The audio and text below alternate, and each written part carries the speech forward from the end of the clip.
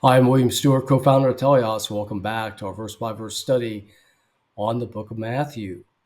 We're in the third Galilean tour where Christ is especially ministering to his disciples, preparing them for the day that he must go away, otherwise be crucified and resurrected and ultimately, finally go away at his ascension. Last time was a great positive moment where Peter saw or admitted that Christ is Son of God. Very important statement. And Christ rewarded him by changing his name and showing the importance of him as a small rock, where Christ is the big rock and would be head of the church, basically. Today, instruction continues with an ominous statement and perhaps a negative interaction. So let's get to the text, important text, verse 21. From that time forth, Jesus began to show to his disciples how he must go to Jerusalem, suffer many things of the elders, chief priests, and scribes, and be killed and raised again on the third day. Okay, so first some definitions. The elders of the Jewish nation were, this could be a general term, perhaps maybe for all the Sadducees and Pharisees. I've never really seen it used this way, but presbyteros in the Greek is a general term. My guess is it's being defined specifically to those who are overseeing the religious community. They have specific religious judicial functions or religious activity. It's not really defined. When we think about the leaders of Israel, the highest realm, we don't typically think about the elders. So that's why I thought, well, maybe it's general too, because it was really the high officials that put Christ to death. So you may have to decide this for yourself.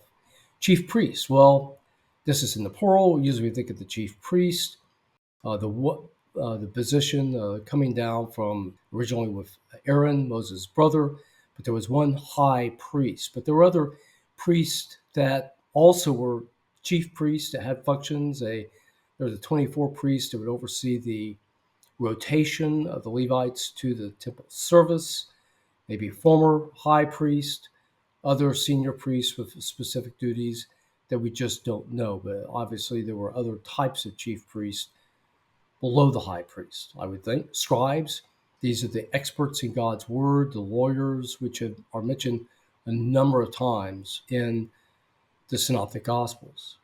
Basically, then Christ describes to his disciples for the first time he was going to be killed. Now, if they knew the Old Testament, and they certainly knew it at some level, they would know that this was going to happen, especially from Psalm 22, Isaiah 53. But I don't think they understood. And I think they'll still fail to understand this warning to them that this was going to happen. But of course, being raised on the third day, and I don't think they comprehended his resurrection as well. Now we'll see this, he mentions this to the disciples 3 times. So next time in Matthew 17 to Matthew 20, and these times are also mentioned in the other synoptic gospels. So he's trying to drive this point home to them. Verse 22, and Peter took him and began to rebuke him, saying, Be it far from thee, Lord, that thou shalt not be unto thee, this shall not be unto thee. Peter's basically saying, no, this can't happen to you. Christ's response was stern and perhaps surprising, and he turned and said to Peter, Get thee behind me, Satan. He calls him Satan. Thou art an offense. Here's that scandalized word again in the original Greek, meaning not just an offense, but you're really trying to overturn my faith.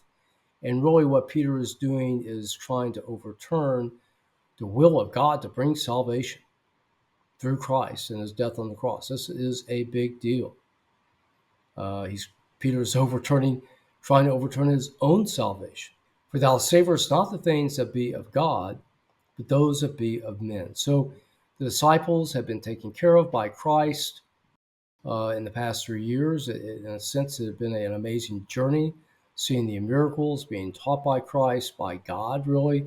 What a privilege.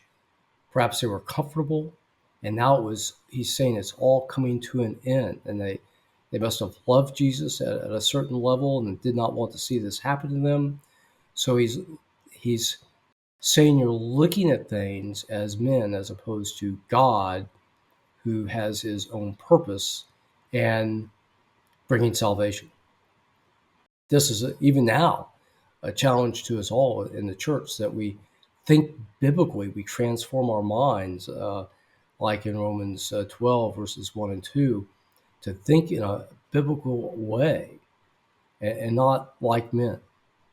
It's tough to do. It takes really knowing God's word and looking at it over and over again, and being people of faith and prayer and of biblical action. Okay, so what have we seen? We've seen Christ in his first statement to the disciples that he was going to be crucified and resurrected. And he admonishes Peter strongly for telling him not to do that, and to get his act together, in a sense, and think in a godly way and not in a human way. All right, thank you for joining me today. We come to another important passage next time. Chapter 16 is full of these. I'll look forward to seeing you then.